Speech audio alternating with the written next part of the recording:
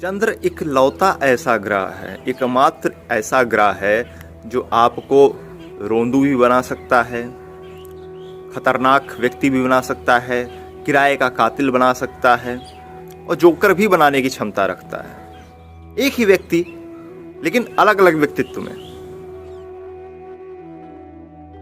और सबसे बड़ी बात, यह मन का स्वामी है और मन के हारे हार है और मन के जीते भी जीत है। आप मन से हार गए, आप कितने बड़े योद्धा हो, आपका कोई भी युद्ध नहीं जीत सकते आप। युद्ध का मतलब तलवार से ही नहीं लड़ा जाता, कभी कलम से लड़ा जाता है, कभी भावनाओं से लड़ा जाता है, प्रतिक्षण लड़ा जाता है। तो सबसे महत्वपूर्ण ग्रह में अगर कोई पूरी कुंडली में मेरे से पूछे तो मैं चंद्रमा को बतलाऊंगा। अब आप सोचोगे कि 9 ग्रह हैं, उसमें से 7 प्रमुख हैं और उसमें सिर्फ एक को ऐसे कह देना कि चंद्र जो है वह सबसे महत्वपूर्ण है, यह कैसे न्यायोचित है भाई? सूर्य को कैसे कम आंक लिया आपने, गुरु को कैसे कम आंक लिया आपने? और जिसके नाम पर पल भर डराया जाता है शनि राहु केतु, उनको कैसे भूल गए आप? यदि आप विज्ञान के विद्यार्थी हैं या जरा से भी आपने हाई स्कूल क्लास 8 तक भी साइंस पढ़ा हो तो आपको बतलाया गया होगा कि आपके शरीर में 70% से अधिक जो है जल है। अब मुझे बतलाओ, जल का स्वामी कौन सा ग्रह है?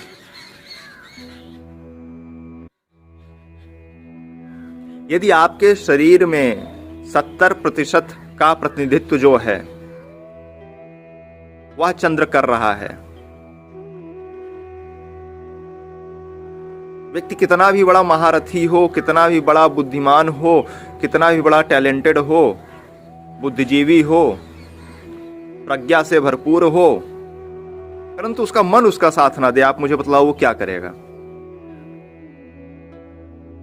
बहुत से लोगों को आपने देखा होगा कि सब कुछ है लेकिन माइंड सेट नहीं है, कोई काम करने का मन नहीं करता कि मैं जो हूं उतने में संतुष्ट हूं, या फिर मैं जो हूं उतने में संतुष्ट नहीं हूं। ये कौन बतला रही है? क्या बुद्धि बतला रही है? क्या आपके विवेक का कार्य है? ना, कौन है वो? मन ही तो है। और मन का स्वामी कौन?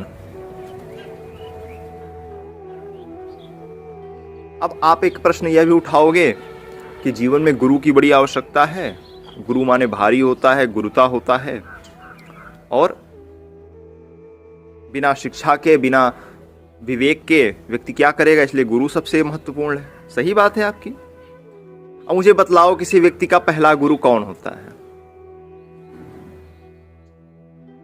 Who is the first teacher of a child? उसकी मां होती है। माता का कारक कौन है? चंद्रमा है। और इतने बड़े ग्रह को बड़ा लोग हल्के में ले लेते हैं कि अरे चंद्र ही तो है, अभी 2.5 दिन में राशि बदल देगा, इसको क्या लेना। सारे ग्रहों के उपाय कर लिए, सब कुछ कर लिया, एक चंद्रमा को नहीं देखा। ये तो इत्तू सा ग्रह है, रोज रात में देखते हैं हम आसमान में, हमारा तो वैसे ही बलि होगा। धोखे में हैं आप। ये प्रतिपल आपकी मनोदशाओं को बदलता है, प्रतिपल, प्रतिपल, प्रति क्षण। आप सोचते हो कि मैं ये कार्य करूंगा, फिर आपका मन हट जाता है। आप सोचते हो आज मैं यहां जाऊंगा, लेकिन फिर सोचते हो अरे छोड़ो, फिर कभी जाएंगे। आपको लगता है ये आप विवेक से अपने कर रहे हो, अपनी बुद्धि से कर रहे हो ना, ये आपका मन है आपसे खेल रहा होता है। कल से पढ़ेंगे, स्टूडेंट्स का बहुत ही पसंदीदा लाइन है ना, कल से पढ़ेंगे, बस कल सुबह से, आज से नहीं, आज से नहीं, अभी से नहीं, अभी रात से नहीं, कल सुबह से। ये चंद्र है भाई, चंद्र है। और ये आपको कुछ भी बनाने की क्षमता रखता है, जो आप नहीं हो वह भी बनाने की क्षमता रखता है।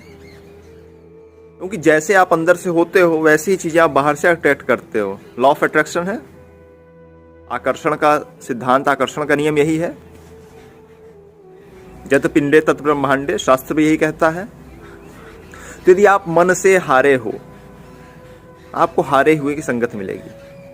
मन से आप जीते हो, भली ही बहुत सारी परेशानियां हैं, बहुत सारी परिस्थितियां हैं, लेकिन आप सोचो ना, मैं तो सरवाइव करूंगा, अवश्य करूंगा, अच्छा होएगा, निश्चित तौर पे होएगा, अच्छा ही होगा, तब रास्ता कहीं ना कहीं से मिलेगा। किसी भी ग्रह की महादशा हो, अंतरदशा हो, यदि चंद्र आप पर कृपा है, चंद्र की, यदि आपका मन आपके साथ है, यदि आपका 70% आपके साथ है, होएगा, अवश्य होएगा। अब इतनी बड़ी बड़ी बातें हो गई, तो भाई इसका उपाय क्या है? उपाय हमने बहुत सारे अपने फेसबुक पेज एस्ट्रो प्रणव ओझा पे भी डाले हैं, और यहाँ भाग्यनेत्रम यूट्यूब चैनल पे भी डाले हैं। फिर से एक दो बतला देते हैं। माता का आशीर्वाद लेना है। प्रतिदिन सुबह उठिए, आप माता का आशीर्वाद लीजिए। बहुत ही बेहतरीन उपाय है चंद्रमा का, बहुत ही तेज कार्य करता है।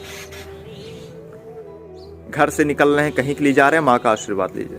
रात में सो रहे हैं, माँ का आशीर्वाद लीजिए। दूर हैं, प्रणाम कर लीजिए, उनसे कहिए आशीर्वाद दे दो बस। दूसरा, चंद्रमा को अर्घ्य देना। चंद्र शाम को निकले हैं तो उनको हम दूध से या जल से अर्घ्य देंगे।